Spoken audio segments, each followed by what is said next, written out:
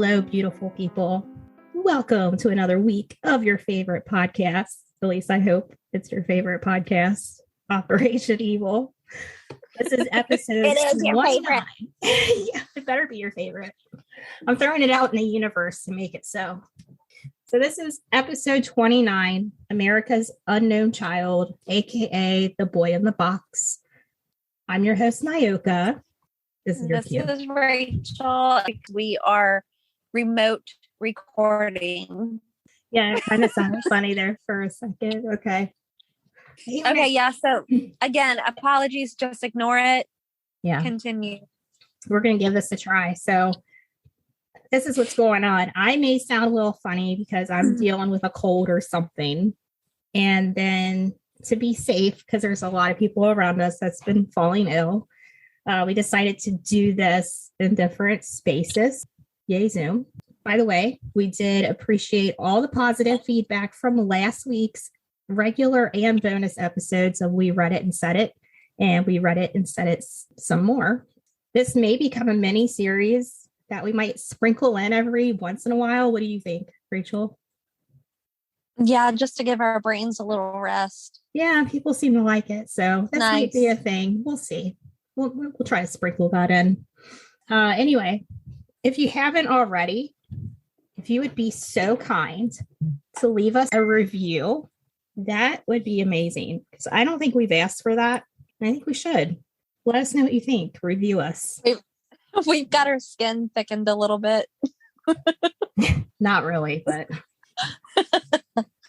I think that if you leave us a review, then other people might see it. And if it's a good review, they might be like, let's listen to that podcast that these people are talking about. So that would just be really helpful. Yeah. Also, before I start this, trigger warning. This is a very disturbing case about a child. It's okay if you can't handle it. You can skip it and wait till next week to listen to a different episode.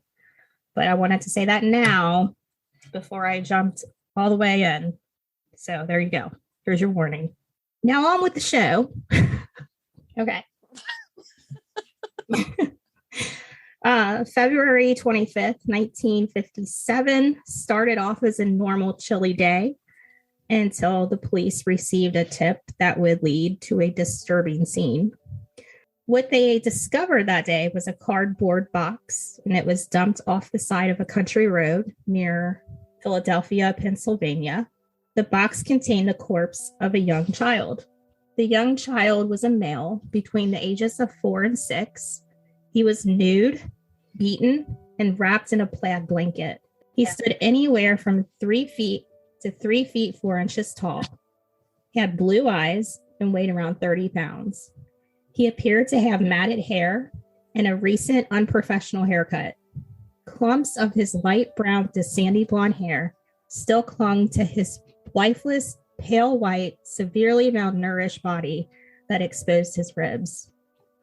He was covered in bruises, indicating that he had been abused before his death. Although he was abused, he did have trimmed fingernails and toenails. Also, 7 scars were notably spotted, 3 of which indicated possible surgical procedures. In my research, I found an article written by Liv at the True Crime Society blog detailing these scars. So 2 of them were on his chest and groin and appeared to have healed pretty well, leaving only a hairline trace. But the 3rd one on his left ankle, it had looked like it's been cut down, like made to expose a vein so that a needle could be inserted to give a transfusion or infusion. So it looked like surgical scars? Yes. Yeah. Now, the other 2 scars included a 1/2-inch one on the left side of his chest and a round, irregular shaped one that was on his left elbow, and a well-healed L-shaped scar on his chin that was a 1/4 inch long on each side. But no vaccination scars were found on his body. Obviously, he's in pretty poor condition. What we do know for sure from the medical examiner is that the boy's right palm and soles of his feet were wrinkled, indicating that he had been submerged in water around the time that he died. His esophagus contained dark brown residue, meaning that he vomited before his death, despite not having eaten for 2 or 3 hours prior. The x-rays showed evidence of arrested growth, meaning like a stunt growth, that he had a body of a child who was just 2 years old instead of the age he was. Wow. So he was really malnourished. Yeah. Yes.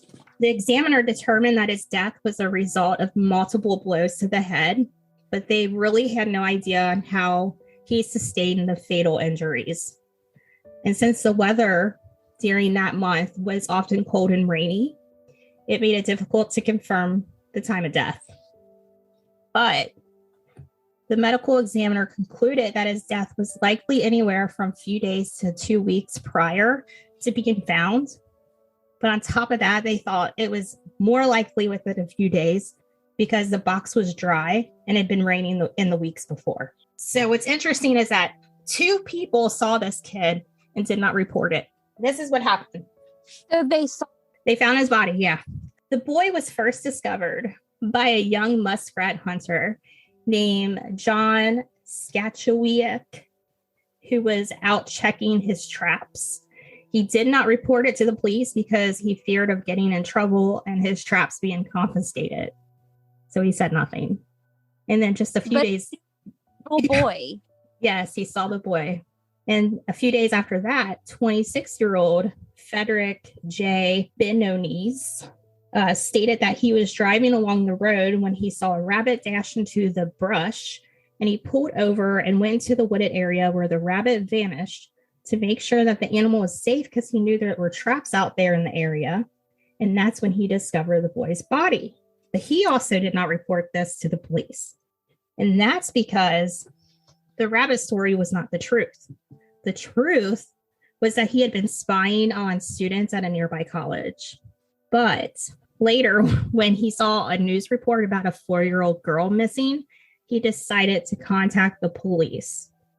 Side note, the girl that they were reporting was found 1 week later in an abandoned house, and she had been starved to death. But if it wasn't, yeah, I know. And if it wasn't for this report, who knows? He probably would have never said anything. So what is people in this area? I know. Like that poor kid. So before seeing the condition of the boy's body, the police were hopeful that he would be identified, because who wouldn't identify their boy? There's got to be a little boy missing, right? Right. But right. Their hopes were like totally dissipated when they examined the boy and saw that it was unlikely that anyone would be looking for him because he was just so badly abused and probably unloved. Despite all that, the police were determined to do everything they could to help get that boy identified. So to help with the process, they kept the boy's body in the morgue, and visitors from 10 different states attempted to ID him but had no luck. So some characteristics of the boy that should have helped ID him but didn't is that it was believed he had a chronic eye infection before he died. He had multiple moles on his body. 3 of them were on the left side of his face. 1 was below the right ear. 3 were on the right side of the chest, and a large mole above his right wrist. He also had a full set of baby teeth and was believed to have been slightly buck-toothed. Police compared the child's footprints and fingerprints too, hoping that they could find a match, but nothing turned up. This led them to think that maybe he was born at home instead of a hospital, so there'd be no records on him. That makes sense. Yeah. But over the next few years, the police sent out 400,000 flyers in the surrounding area.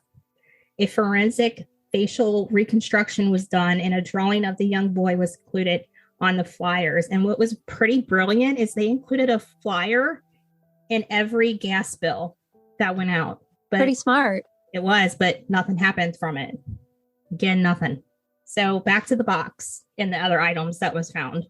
The cardboard box had a serial number on it, and it had the words on there: furniture, fragile, do not open with a knife.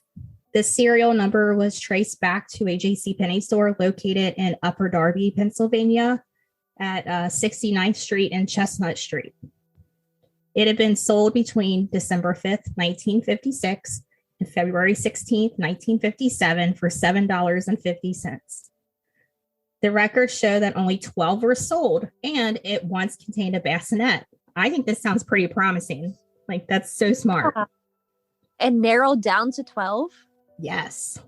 And where it came from and everything. But the police were able to track down 8 of the 12 people that purchased this item, and the lead went cold. Nothing.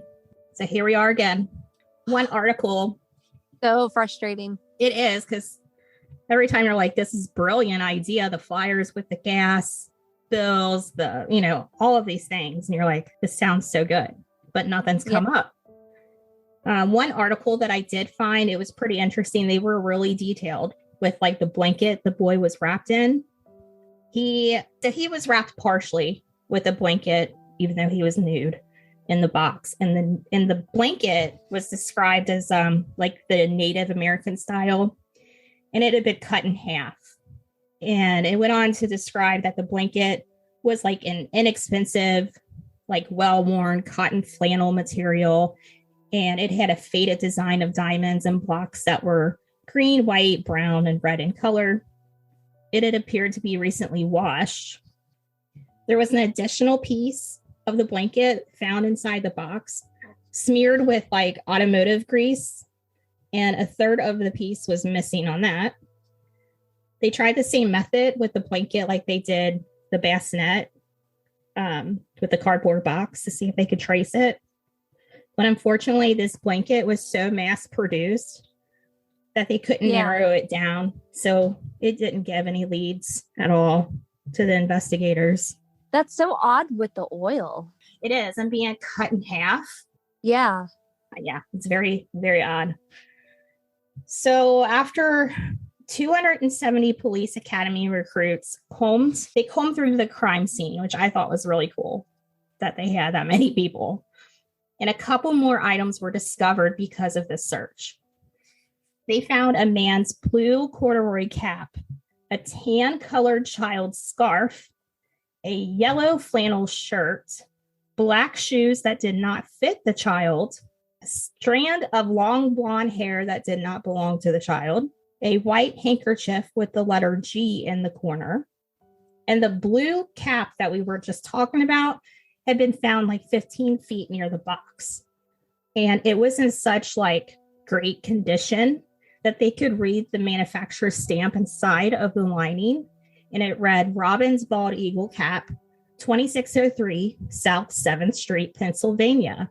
And they're like, this is a great lead. So it led them right to the shop owner, Hannah Robbins. So again, this is fantastic. It led them right to a place. But Hannah, the owner, she was the one that sold and customized that hat and remembered the guy who purchased it. She described him, she described him as a blonde. He had no identifiable accent. He was between the ages of 26 and 30. She remembered that he requested a leather strap and a buckle to be added on the hat. And she said he paid in cash and she never saw him again.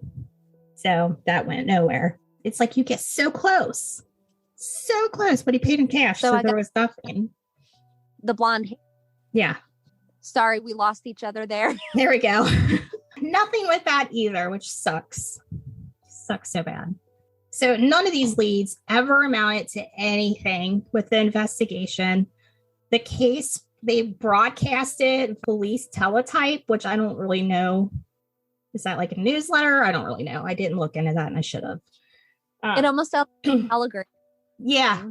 So they did that. And they even published an article describing the boy's scars and injuries, hoping that maybe a physician can remember treating a child that matched that description. Again, nothing. The police, they checked in with the neighborhoods, the hospitals, the foster homes, the orphanages in the area, but every child was accounted for. So they had this, if you Google it, but it will be on our on our pages too. There's a post-mortem photo of the child that they distributed showing him dressed and cleaned up and sitting in a position in hopes that maybe that will jog somebody's memory, him being cleaned up before burial, that type of thing. Yeah. No one came to claim this boy in the box. No one ever did. The Philadelphia detectives who worked the case, they came together and they paid for the boy's funeral. Oh, I know. The child was buried in a potter's field in Holmesburg, Pennsylvania. It's a burial site for paupers and strangers. His tombstone read, "Heavenly Father, bless this unknown child." Okay, the headstone also included the boy's date of discovery, February 25th, 1957. In an article written by Stories of the Unsolved, a touching fact about the medical examiner, Remington Bristow, was mentioned. It stated how he took this case so personally, he went as far as to publish a fake story in the newspaper that the boy died as a result of an accident and that his loved ones had not been able to afford a funeral. And he hoped that this article would like coax someone out of hiding that was like related to the case. How brilliant is that? I know, but it was not successful. He also personally put up $1,000 reward for information of this case and traveled to many states looking for more information. This man was dedicated. The boy's identity still remains a mystery. The media would eventually name him the boy in the box. Countless leads over the course of 6 decades have been chased, but investigators still do not have closure. Officials exhumed his body in 1998 to extract DNA from the remains. They were able to collect DNA evidence from the child's teeth, and they used his DNA profile to eliminate leads that included like possible living relatives of the child. The DNA was also sent to the University of North Texas and entered into both national and local databases. But no hits came from this either. The city officials instructed that the boy be reburied in Philadelphia's Ivy Hill Cemetery in Cedar Brook, Philadelphia. So on November 11th, 1998, that is exactly what happened. The cemetery donated the plot, while the son of the man who buried the boy in 1957 donated the coffin, the money for the funeral service, a new granite headstone that read "America's Unknown Child," a bench that the Viaduct Society donated. And this came coming up, this Viaduct Society, and what it is. It's a group of retired policemen and profilers that still look to solve crimes. Like, wow. It's pretty neat, like little organization. So they donated a bench. They hold a memorial service for that boy every year. And they also still have the child's original marker at the boy's gravesite. The boy's large plot is almost always covered in stuffed animals and toys donated by local families and visitors. To date, he's received over 3,000 flower donations.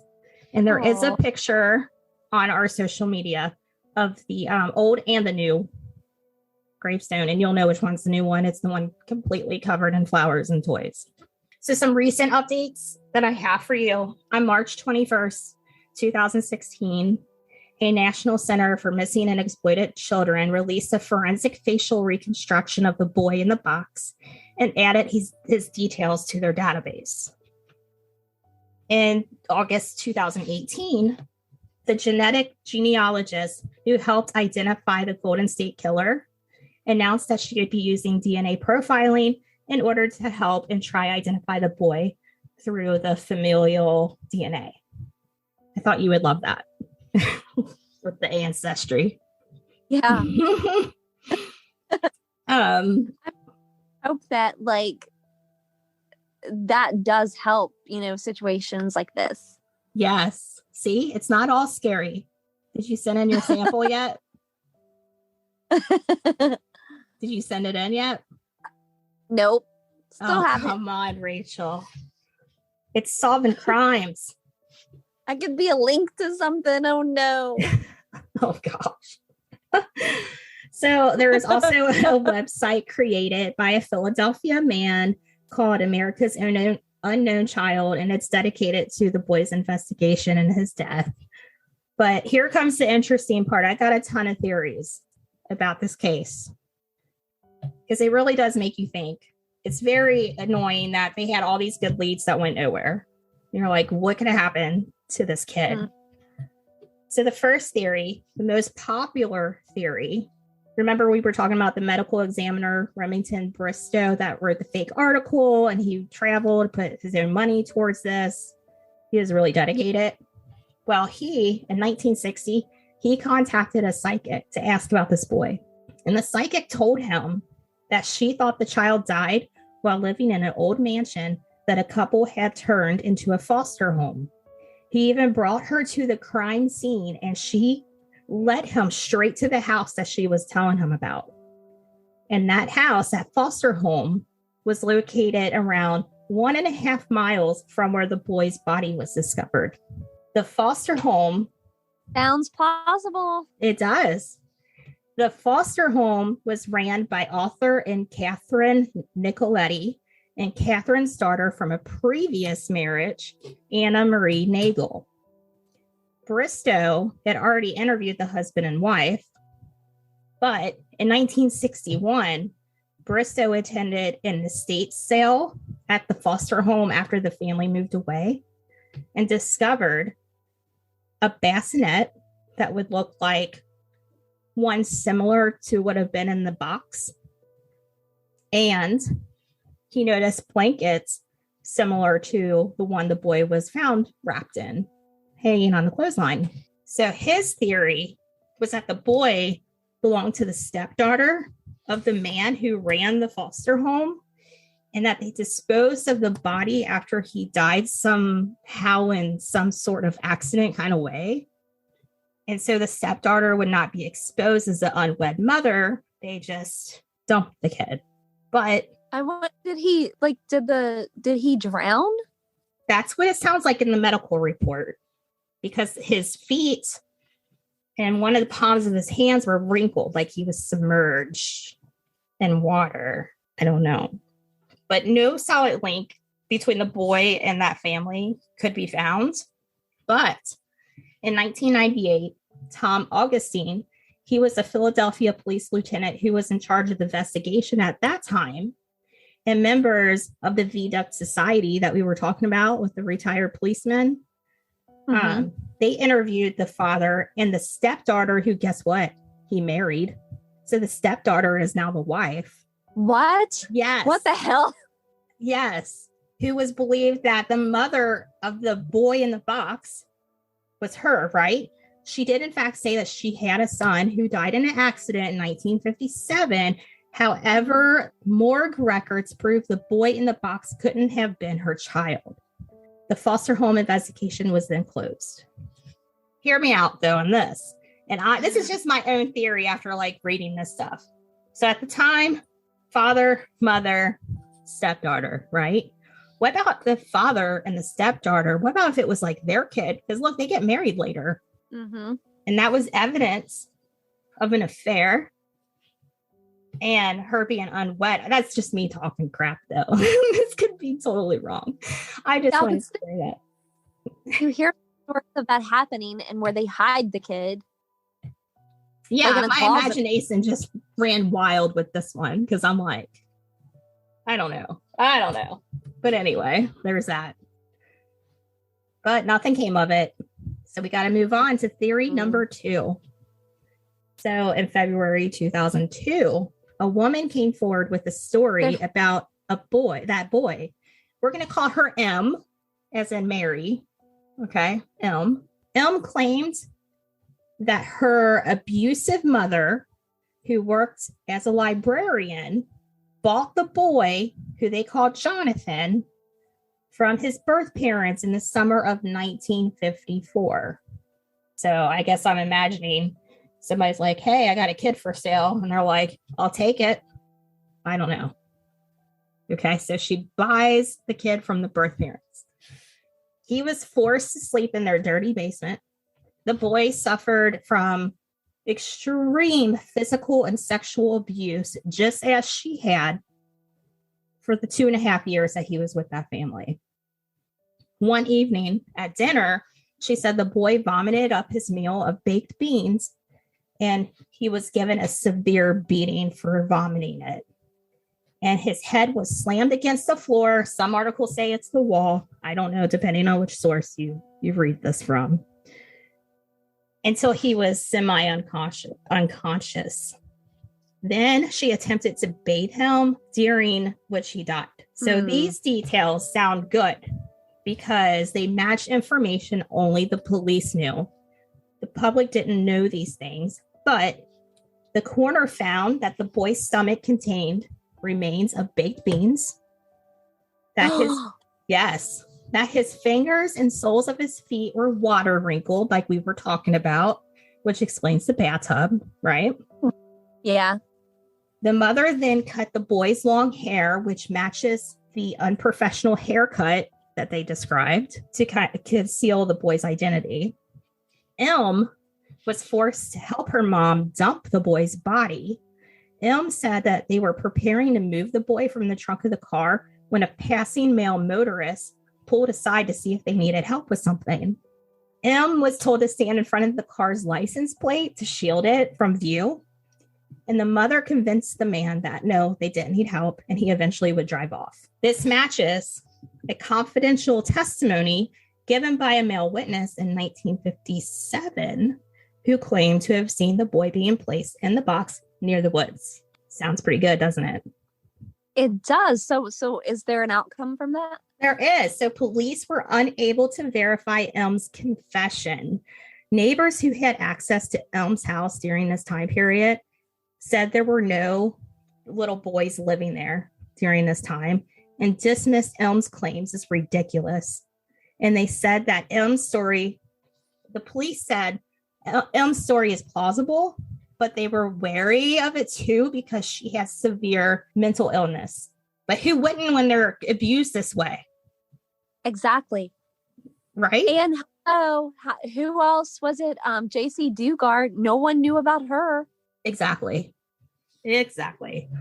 So nothing came from this. So now we're on to theory number 3. And I know. And how can it get better or worse? Let me tell you, this is the most frustrating case I've ever read, I think. So number 3, the author of The Boy in the Box, The Unsolved Case of America's Unknown Child by David Stout. He had his own theory because he believes that the boy's parents, they were poor. They were possibly a carnival or migrant worker that would have been able to travel without a paper trail.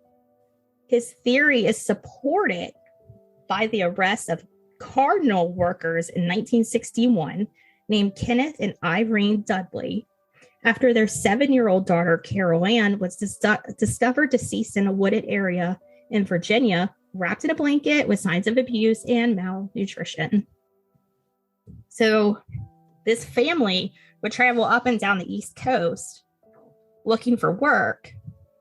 And authorities learned that this couple, they had 10 kids. And 7 of the 10 died as a result of neglect and malnutrition. And none of them received proper burials. Wait, did you say 7 out of the 10? Yes. 7 out of 10. I know. And however, after investigating their movements in 1957, they determined that they were not connected to the boy in the box. Now we're on to theory 4. So remember the 26-year-old guy who found the body second was spying on college kids? You remember this? And it wasn't until the 4-year-old was reported missing did he say something. His name was looking out for the rabbit. Yeah, he was looking out for the rabbit. Cedric Bionis. That's the guy. So people think that he was involved in the boy's murder because he voluntarily took the lie detector test. It was cleared, but the theory cites that unreliability of polygraph testing to begin with. So I guess because he didn't come forward with it right away, and this test and stuff. They didn't go into detail on this. So that's all for theory number 4. It's not as exciting as the rest. Now, theory number 5, there's like 8 of these. I'm sorry. Theory, yeah. Yeah. So theory 5, law enforcement theorized the cause of the death may have been accidental because they never proved it as like homicide or accidental, because they're not really quite sure, what happened. But they say that whoever trimmed his hair with clippers, they could have applied like too much pressure on the boy's head while they were holding it still. And maybe that could have been a cause. I don't know. I was a hairdresser. I don't know how much pressure this would take. That's a little weird. But a Philadelphia barber came forward shortly to say that he was certain that he cut that child's hair approximately 1 week prior to the boy being discovered. And the barber stated that the boy came into the shop with his older brother and have left unharmed. The barber then directed the police to Strawberry Mansion, where the boy lived. The lead followed, but they followed the lead, but no discovery was made. And when I heard the Strawberry Mansion, I was wondering, is that the foster home from Theory 1? I don't know. That's just where my mind went. So on to theory number 6. In 2008, Frank Bender, he was a forensic artist and co-founder of the Viaduct Society, came up with a new theory. And he believed that the boy in the box was actually raised as a girl. Frank Bender had an area of expertise in facial recognition, and he helped identify mass murderer John List, and considered that the hurried haircut and plucked eyebrows were signs that the boy may have been concealed as a female. I didn't know about the plucked eyebrows until this theory. So there's that too. He said, quote, "I am almost certain that they've been missing the boat because they've been showing a boy, and he is a boy. But the boy, I believe, was dressed as a girl," end quote. So Bender created a sketch of the boy as a girl, hoping to spark new information in the case. In 2016, investigators of the case were contacted by 2 writers requesting the boy's DNA be compared to a person in Memphis, Tennessee. The family believed the boy could be a relative, but in December 2017, that was ruled out. So no more came of this. That's a different take on that, though. Very interesting. Yes, and the picture of him being sketched as a female is also going to be on our Facebook page. So you need to check that out. There's so many pictures I put up. Some of them are disturbing, and I'm sorry. I'm just putting it out there. But I'm laying it all out. So theory number 7. Fingerprint expert Bill Kelly theorized the boy in the box may have been one of many Hungarian refugees who came to America in the 1950s. He developed this theory after reading a newspaper article that was published in 1956, a year before the boy's discovery, about the people who had recently relocated from Hungary. A picture of the Hungarian refugees accompanied the article, and one of the immigrants in the picture looked very similar to the boy in the box. He followed up on this theory that the boy was unable to be identified and no records of his existence could not be found because his status was as a recent immigrant. However, after going through more than 11,000 passport photos, Kelly tracked down the boy from the article that he believed to be the boy in the box, and he learned the child was alive and well and living with a family in North Carolina. So that was closed. It was a good lead, though. It was. Good try. It was a very good thought. And the last one, theory number 8, is that the boy in the box may have been a child who was kidnapped 2 years earlier on October 31st, 1955. The child that was kidnapped was Stephen Craig Damon. He too had blonde hair, blue eyes, and would have been similar in ages. He was abducted from a grocery store in East Meadow, New York. Investigators followed this lead, only to learn that that boy had a broken arm prior to his disappearance. And although our boy in the box was abused and beaten, he did not have any broken bones. So additionally, they couldn't match the footprints either. Later in They 2000, rolled out it wasn't him. it wasn't him.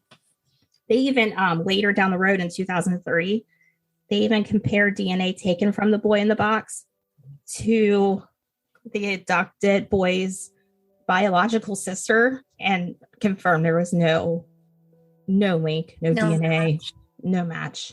So here we go. The conclusion is that we're still trying to figure out this mystery. And although the boy in the box still remains a mystery, his case is being reopened multiple times throughout the years and decades. It's still being investigated. Police now have this DNA profile of the boy, which they didn't have in the earlier days. So that gives them, new direction. Right. And like I said, if you want to see pictures of the boy in all these different ways, and there's a lot, it will be on our social media sites. But for more information on the boy in the box in general, his case, as we discussed earlier, can be found on the National Center for Missing and Exploited Children website. And that's it, guys. This concludes this week's episode. What did you think, Rachel? That's it's a puzzler. It is, because everything sounded so good.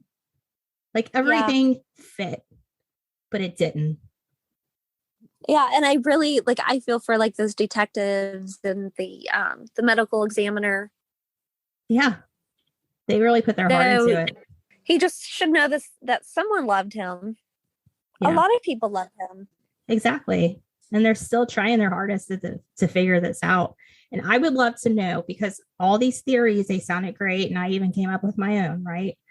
I would love to know, what do you guys think? If you want, you can, and I'm not super tech savvy, but you can record your voice on your phone, maybe telling us what you think, and send it to our Gmail, which is operationevilpodcast@gmail.com. And I'll put it in the next episode.